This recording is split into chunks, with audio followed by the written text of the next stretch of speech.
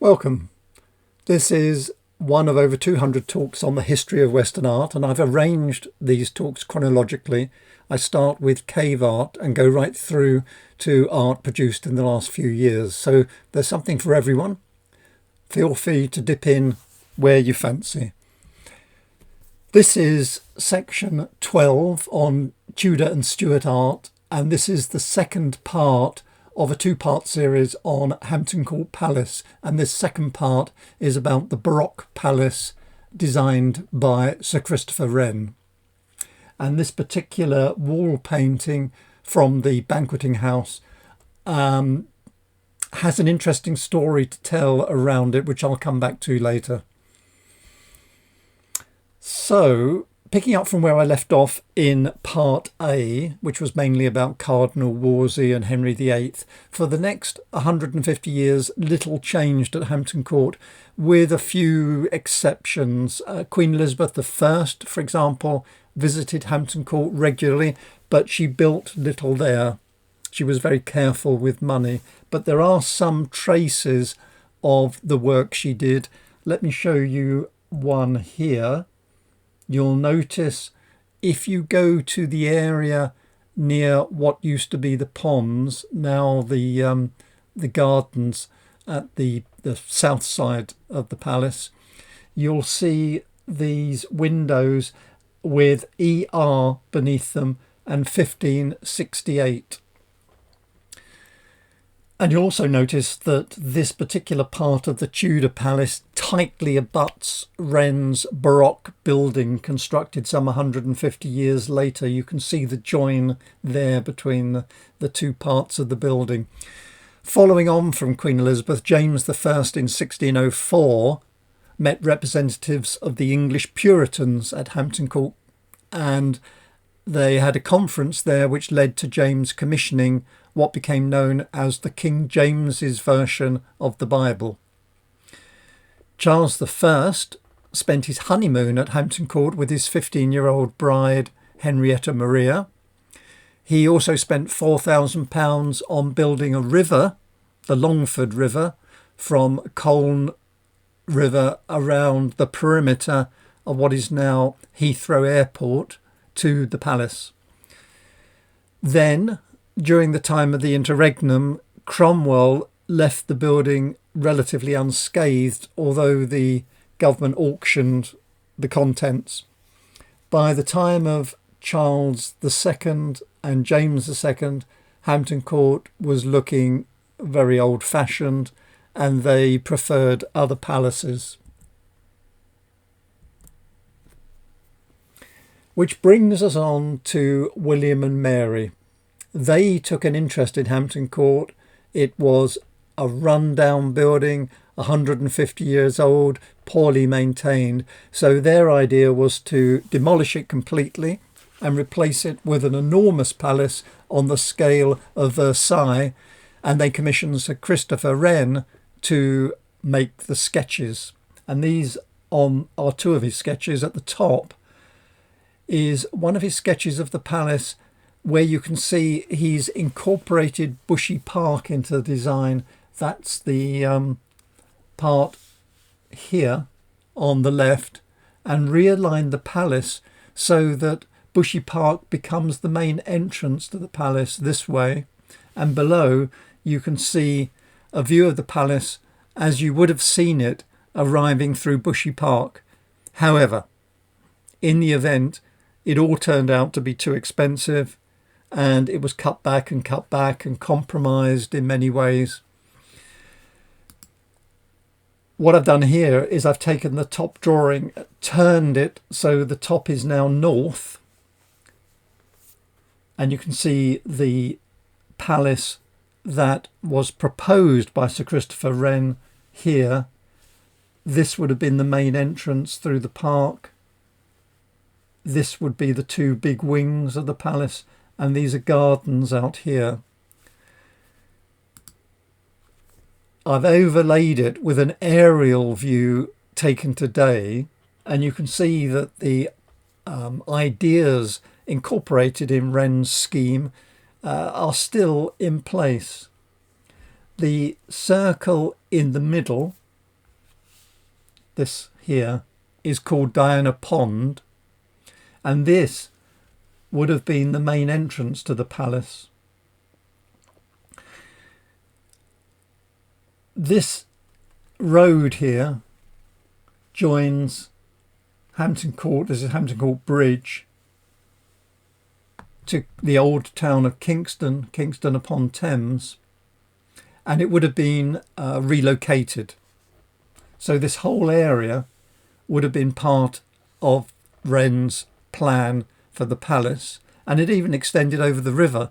Wren planned that this whole area here and here would have been part of a hunting estate, and the avenue running along what is now Kingston Hill and Coombe Hill would have a lodge which would have overlooked the whole of this grand estate.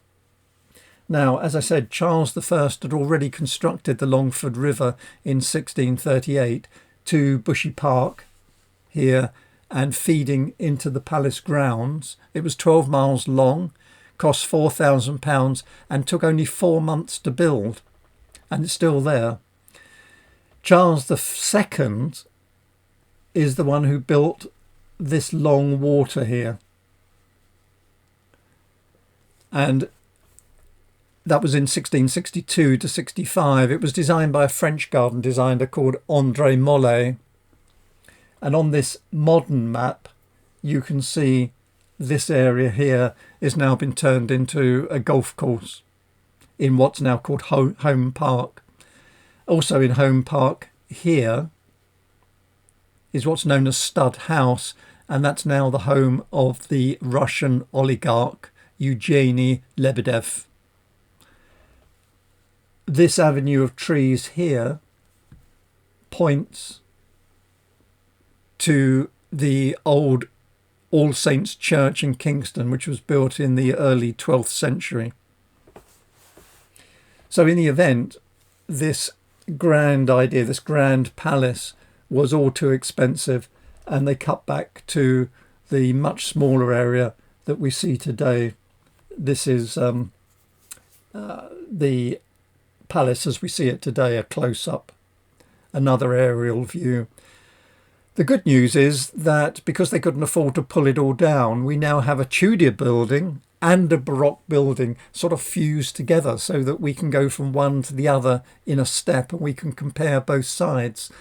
We can see the Tudor gatehouse here leading into Base Court, then Clock Court, part of the Tudor building, and then as we cross this line here, moving from right or west to east, we enter Wren's building, which I've marked here. This is the part that Wren designed and they ended up building. And this court in the middle, Fountain Court, replaced a courtyard in Henry VIII's palace called Cloister Green Court. And then you can see to the north, let me just point out here, we can see part of what's called real tennis, the real tennis court, not lawn tennis, what's called real tennis, constructed as long as ago as 1528 by Henry VIII. It's the oldest tennis court in the world, still in use for its original purpose. And the original Tudor structure survives remarkably intact. So this is the south facade of Wren's Palace, built in 1689, constructed soon after William and Mary became monarchs. And William wanted the work to progress quickly, but he pushed too hard, and in December, because of the excessive speed of building and the poor quality of the mortar, a large section of this south range collapsed, killing 2 workmen and injuring 11.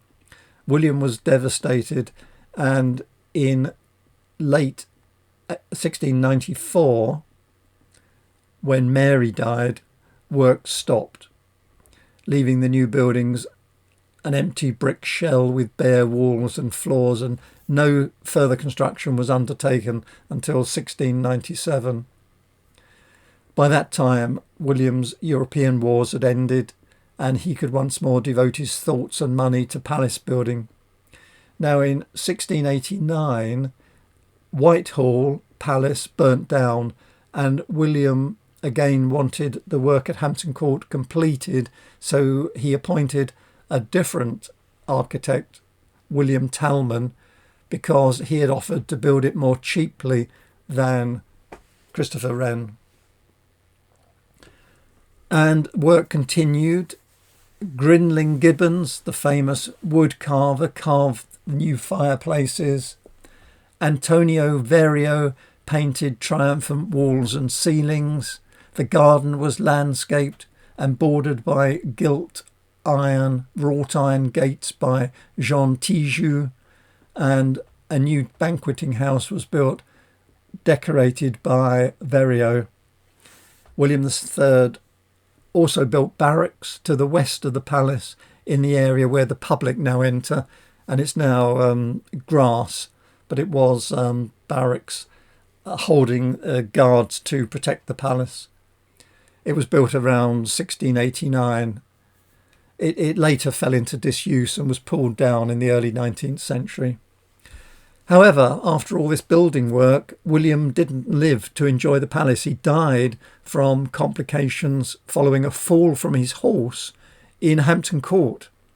He died at Kensington Palace a couple of weeks later in 1702. He'd spent some £131,000 on the palace, but never lived to enjoy it. It's said his horse tripped on a molehill.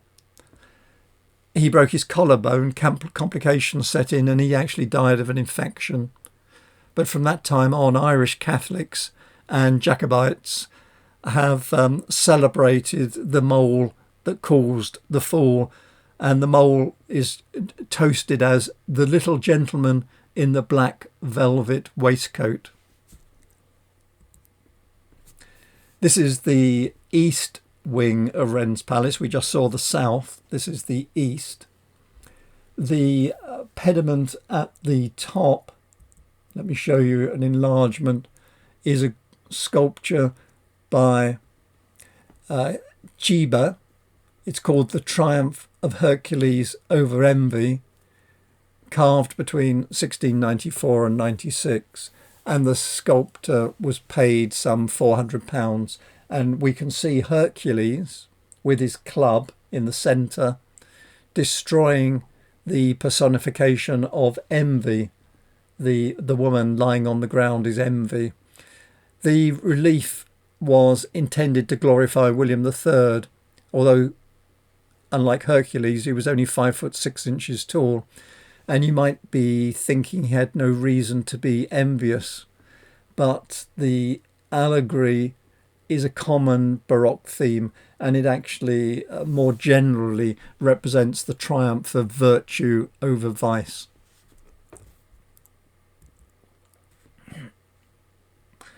Also in the palace is one of the great artworks of the Renaissance by Andrea Mantegna. It's called Triumphs of Caesar, and it was acquired by Charles I in 1629, and it's now part of the Royal Collection, and it's kept at Hampton Court in a special room. It was acknowledged at the time of Mantegna that it was his greatest masterpiece, and it remains the most complete pictorial representation of a Roman triumph ever attempted. And it together, the works, this is one of them, together they are the largest in metric area, the largest Renaissance painting outside Italy. What you can see here is I've selected the one that shows the Julius Caesar on a carriage celebrating his military victories. It's a triumphal military parade. A triumph is a sort of a technical term. A triumph in ancient Rome was the highest honour awarded to a victorious military commander, celebrated with grand, highly ritualised procession through the streets of Rome. It was granted and paid for by the Senate, and the triumph marked the summit of a Roman aristocrat's career. It was reserved for generals who had achieved significant victories. Typically, it required the defeat of at least 5,000 enemy soldiers and the conclusion of a war. Now, this work was originally painted in egg and glue tempera on canvas, and the painting underwent successive repaintings and restorations through the centuries. In some ways, unfortunately, in the 1960s, there was a very careful restoration revealing the original paintwork on all but the seventh canvas. There was no trace left. The works had been so severely restored that all trace of the original tempera had gone. Anthony Blunt, the surveyor of the Queen's pictures, supervised this 1960s restoration, and he said, in quote, "The triumphs may be a ruin, but it is a noble one as noble as those of ancient Rome, which Mantegna so deeply admired." A final point: if you are travelling to the palace to see it, be warned. As of May 2025, the building that houses the triumphs of Caesar is still closed. I understand because of renovations, so phone ahead first before you come.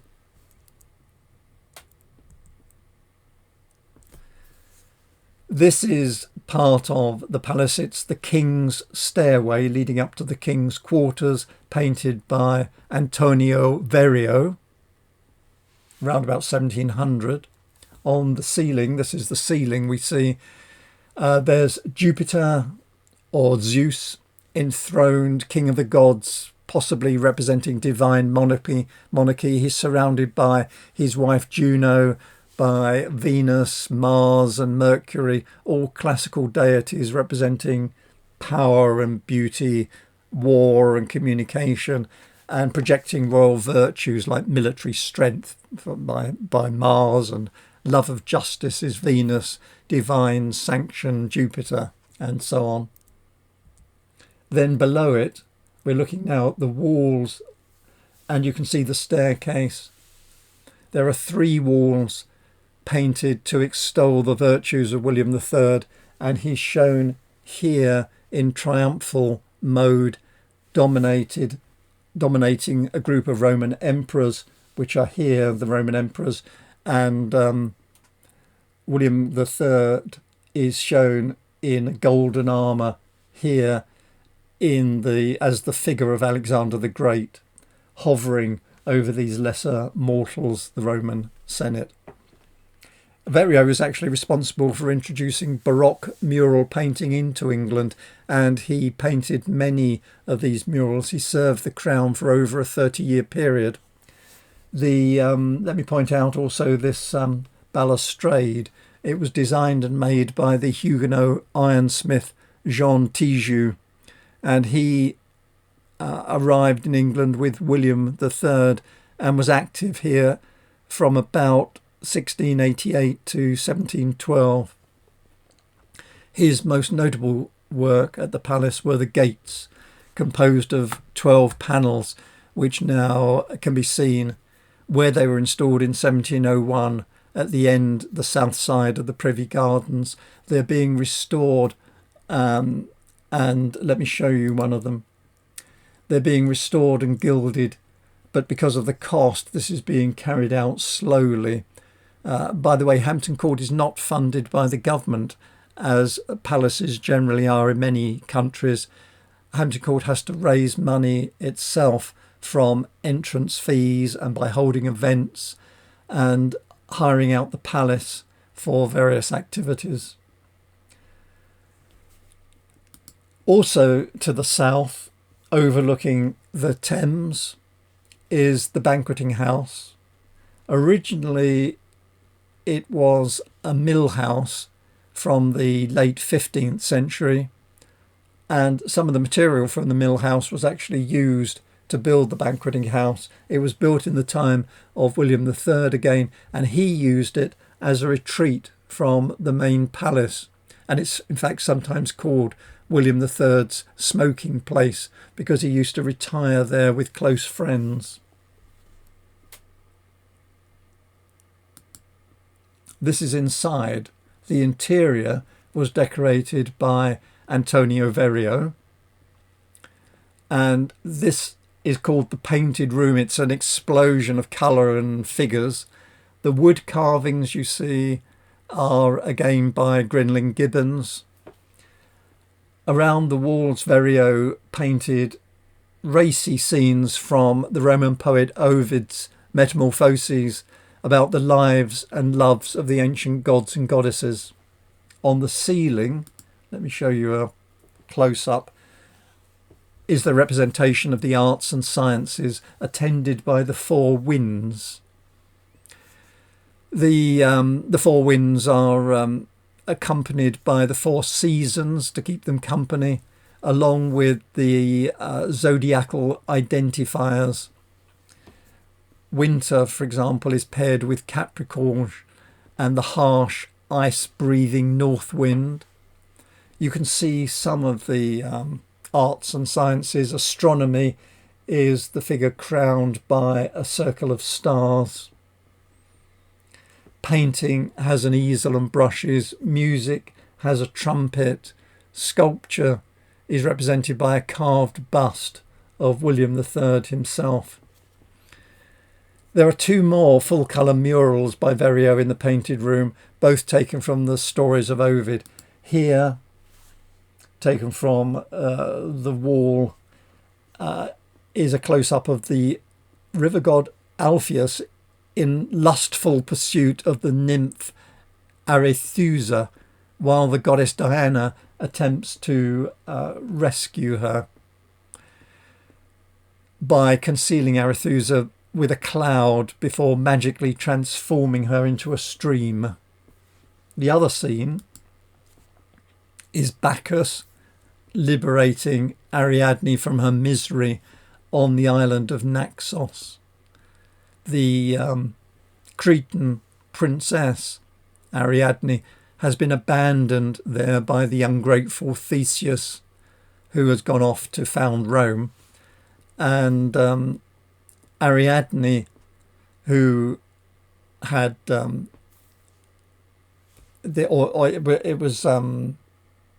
we can, in fact, if you look on the right, I think in this, yeah, you can just about see Theseus's ship departing Naxos, heading for Rome.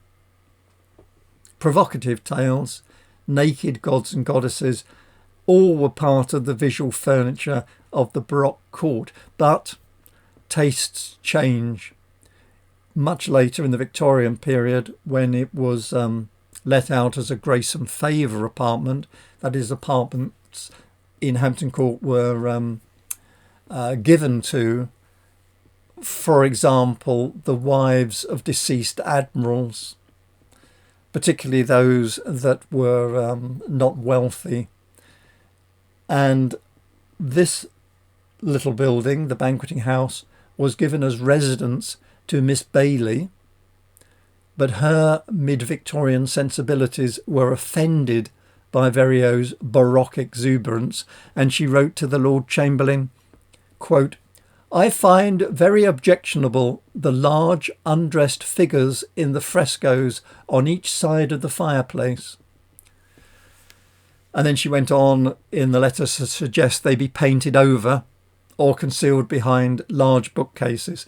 Luckily, they weren't damaged, they weren't touched, and today the Painted Room can be seen once again in its original indelicate splendour.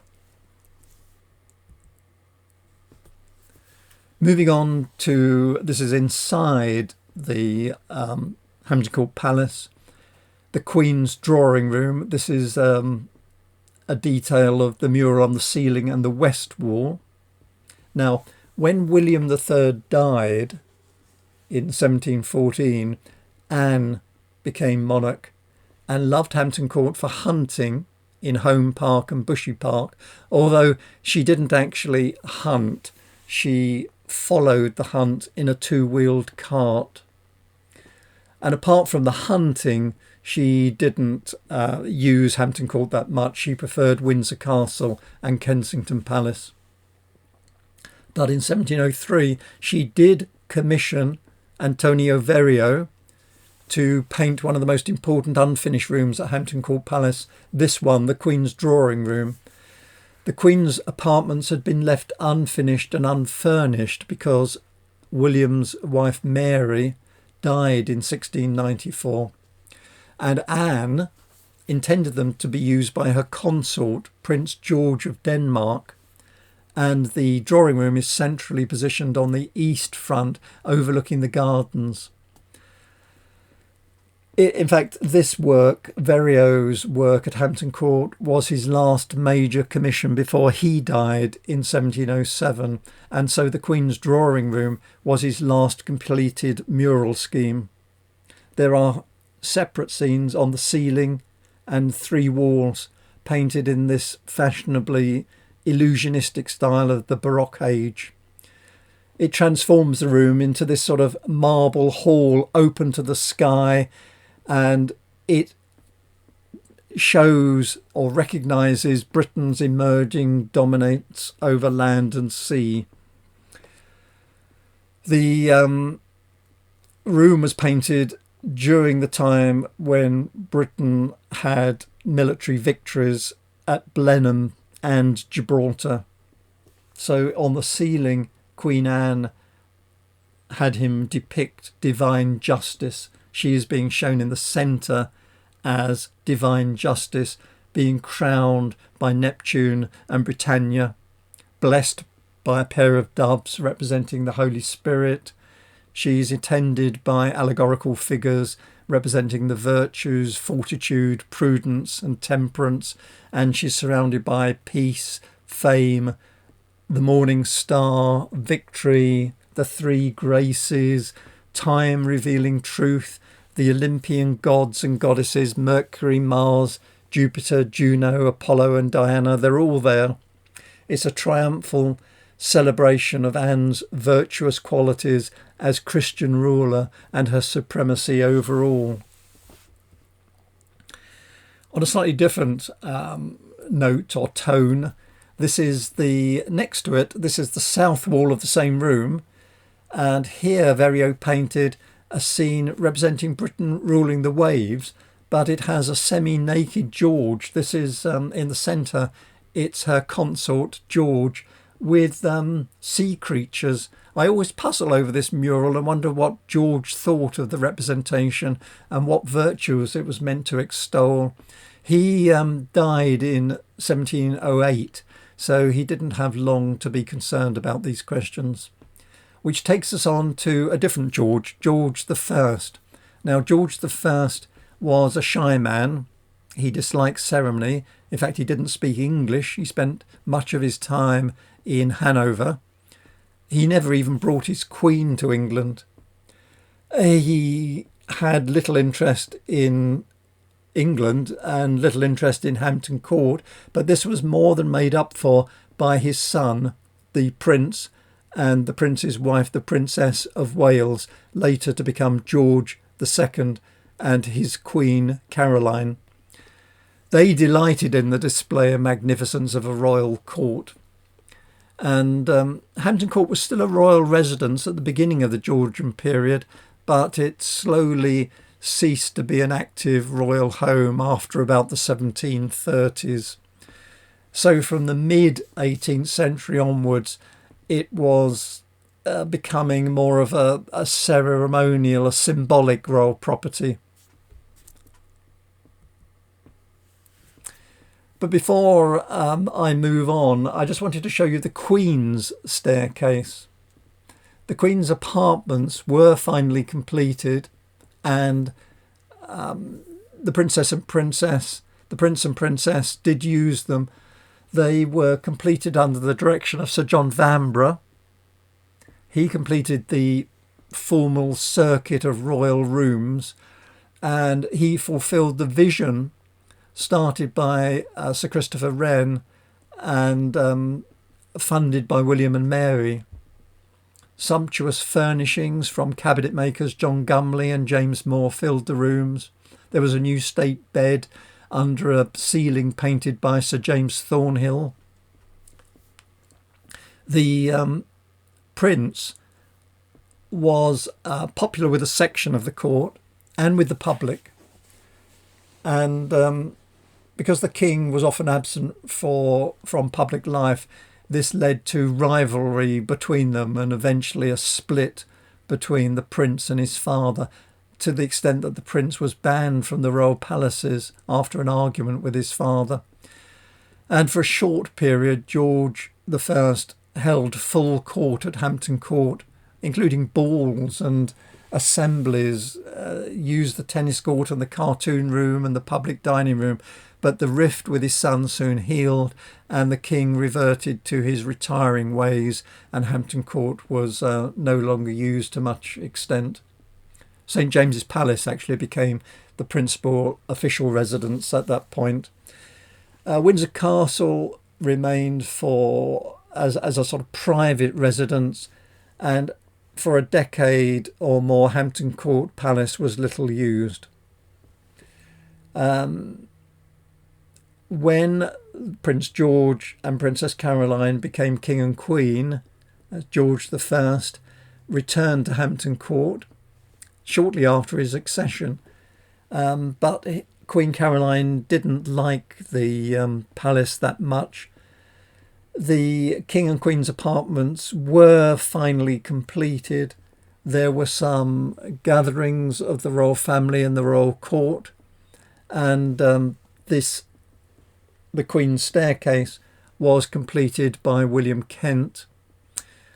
Queen Caroline covered up some of the racy images in the Queen's drawing room by moving Mantegna's Triumphs of Caesar there to cover the walls. In fact, the other thing that George II did is he had new lodgings built for his second son, the Duke of Cumberland.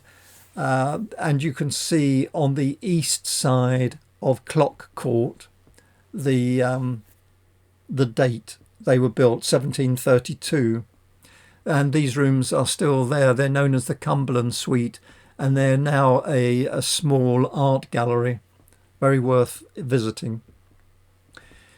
The rooms built for the Duke of Cumberland were designed by William Kent, and they cost about £3,500.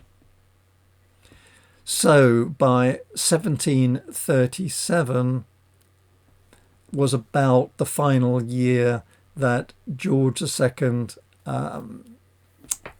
of his reign, and the final year that Hampton Court in its entirety was used as a royal palace. So from about 1760, Hampton Court started to be divided up into what are called grace and favour apartments that I've already mentioned. The average apartment was some 12 to 14 rooms, many larger. One had 40 rooms. Competition was fierce to get a suite of rooms at Hampton Court. Many people lived there, including Lady Baden-Powell.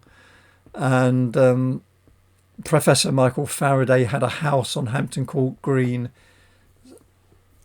And these grace and favour apartments were in use until recently. I'm not sure that there are any still in use, but they were certainly in use just a few years ago. Before you noticed the painting on the end wall of the Queen's staircase, before leaving, I thought I'd talk about this painting because although it actually dates back to the Stuart period, it was painted by Gerrit van Honthorst in 1628. It's called Apollo and Diana, and it's worth talking about what's going on here because it's a bit puzzling. On the left, you can see Charles I and his wife, top left, and he's looking down at his favourite, George Villiers, claimed by some to be the lover of Charles's father, James I. Now, Villiers, despite a very patchy political and military record, he remained at the height of royal favour for the first 3 years of the reign of Charles I until he was assassinated by a disgruntled army officer in 1628. Now, Villiers was the son of a minor country gentleman. He rose to fame in 1614 after catching James I's eye during a hunt. Now, the king's favourite at the time was Robert Carr, and opponents of Robert Carr promoted Villiers in order to reduce Carr's influence. They were more than successful. He was knighted in 1615, and Villiers was then made Baron Whaddon in 1616, Viscount Villiers, then Knight of the Garter. In 1617 he was made an Earl, in 1618 a Marquis, and then Lord Admiral of the Fleet in 1619, and then finally in 1623 he was made Duke of Buckingham. Now, as peerages had been reduced during the Tudor period, not many people were made peers, he now became the highest ranking subject outside the royal family, essentially from nothing, in a period just a few short years. So, coming back to this painting, you've given you a bit of background of George Villiers, Duke of Buckingham. He's playing the role of Mercury, messenger and god of commerce, and he's leading the seven liberal arts out of a dark cave and into the light of royal patronage. He presents them to Charles I. Charles I represents Apollo, the god of art and learning, and his wife Henrietta Maria, sitting next to him, is Diana. You can see the moon in her headdress. They're welcome. The Charles I is welcoming him with a sort of benign smile. The 9 women surrounding Charles are probably the muses. So kneeling next to Villiers is his wife, Catherine Manners, shown bare-breasted. That's a bit of a puzzle, you might think, but at the time, in aristocratic circles, it signified purity and her divine status, and it was common in masques at the time for aristocratic women to perform bare-breasted in order to flatter them by combining, obviously, the erotic appeal with this divine and heroic associations that it had. Behind her are the liberal arts, so-called because they represent branches of learning appropriate to a person of liberal birth, that is, noble birth, as opposed to one of low birth, who knew only manual trades.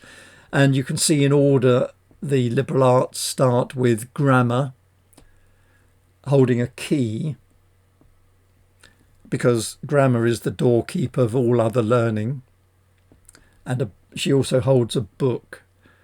Then she's followed by logic, holding scales, and rhetoric with a scroll, astronomy with an astrolabe and dividers, and a black attendant holding a cross stave, geometry with globe and dividers, then arithmetic with a tablet, and then finally music with a lute.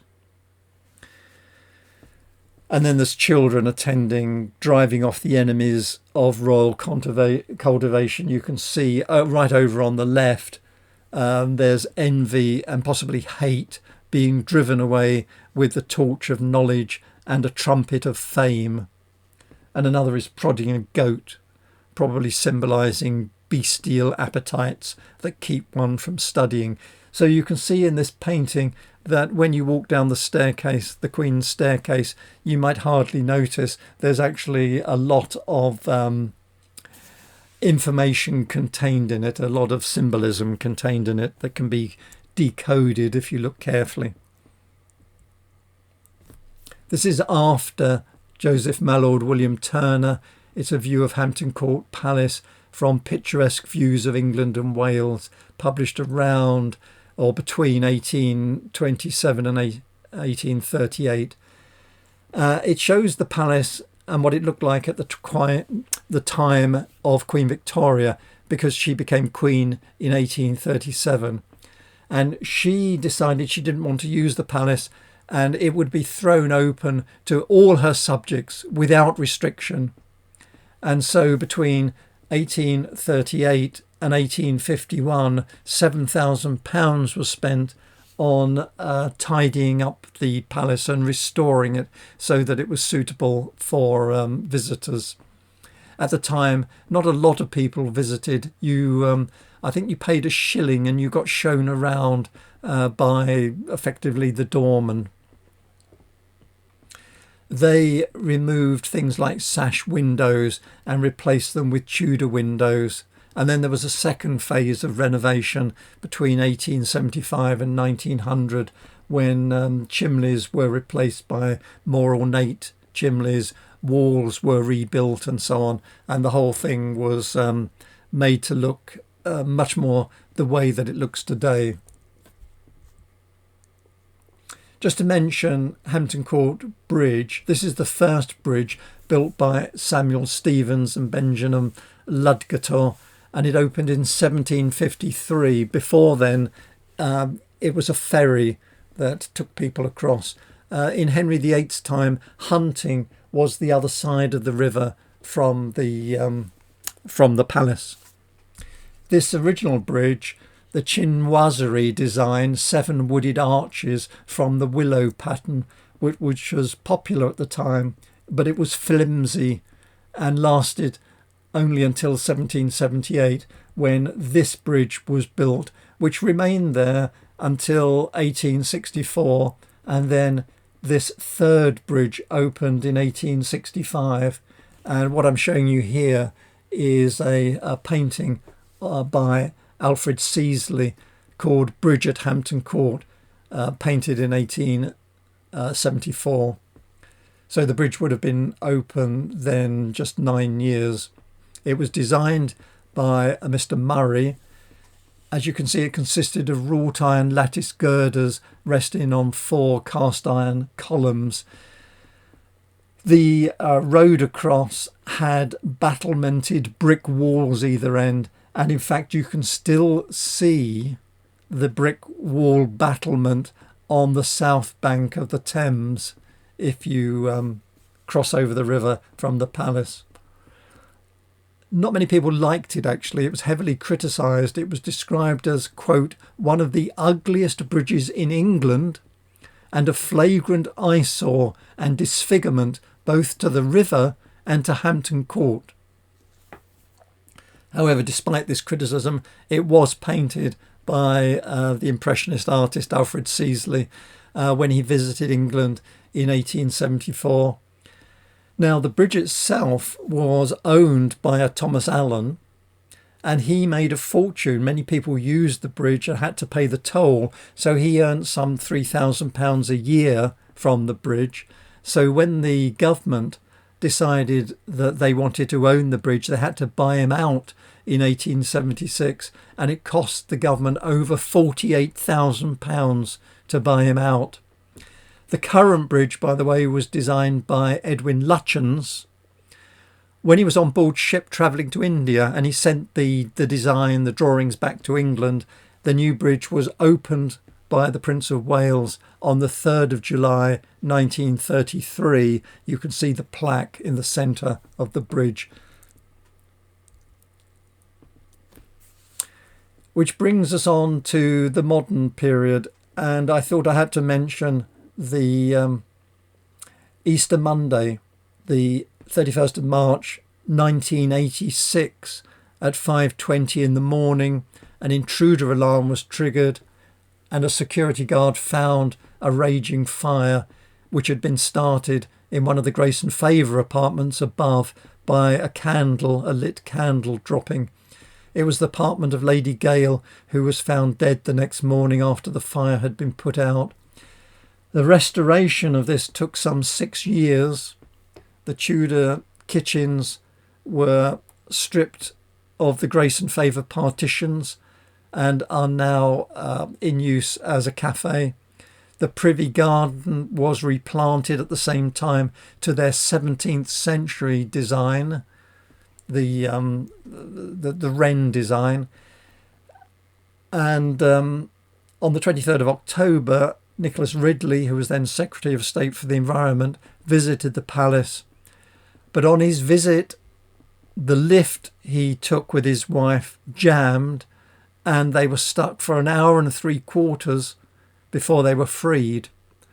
And this convinced him of the total incompetence of the management of Hampton Court, and he replaced them by a new management team headed up by a retired army officer to bring some discipline to the management of the palace. And that brings us to night falling on Hampton Court, and I thought I would return briefly to the Tudor period for an evening of entertainment, because in Henry VIII's time, Hampton Court was there and he used it for entertainment, for jousting, archery, bowls, dancing, feasting, and generally having fun.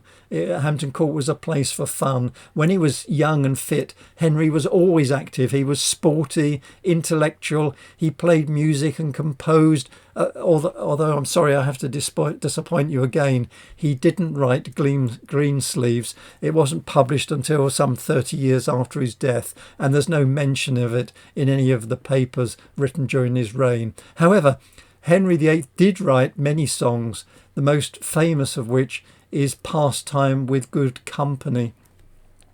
Henry composed it in the first year of his reign.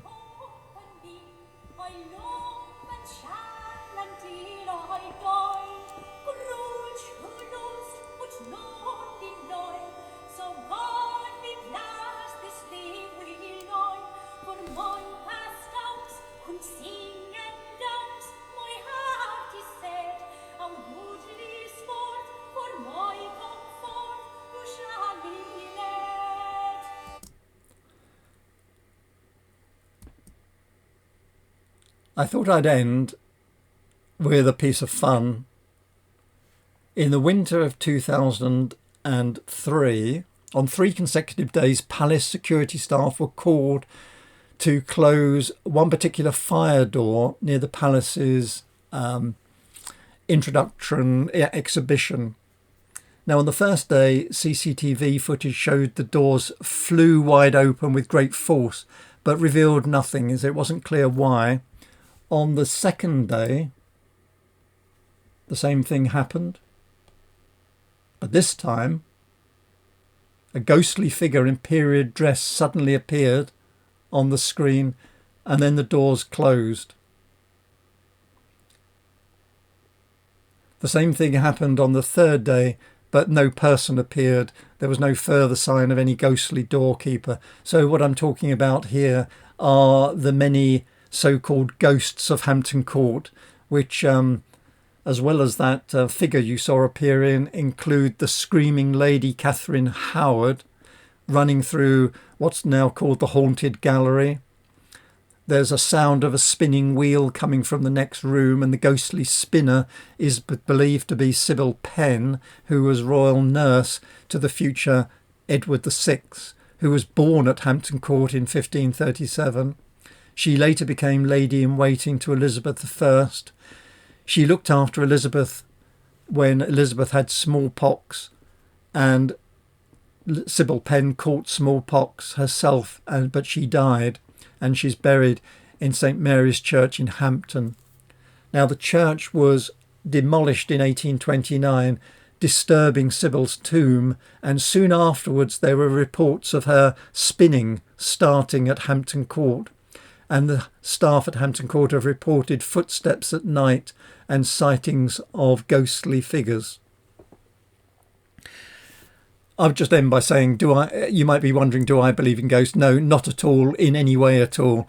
If there's a video, as you've seen here, of someone coming out of a door, then someone came out of the door. Regarding the sightings of ghostly figures and the sounds you hear, well, let me put it this way. Someone was either mistaken or imagined it or was hallucinating. So that brings me to the end of the second and final part of my talk on Hampton Court. I hope you enjoyed it. I hope you'll visit the palace, as it depends on your entry fee. And as I said, unlike many countries, our palaces and country houses don't receive any money from the government. I hope you will subscribe to my talks and continue to watch them. I publish them every week on a Saturday at 12 o'clock. And thank you for watching this time. And I hope you will continue with the rest of my history of Western art. Goodbye for now.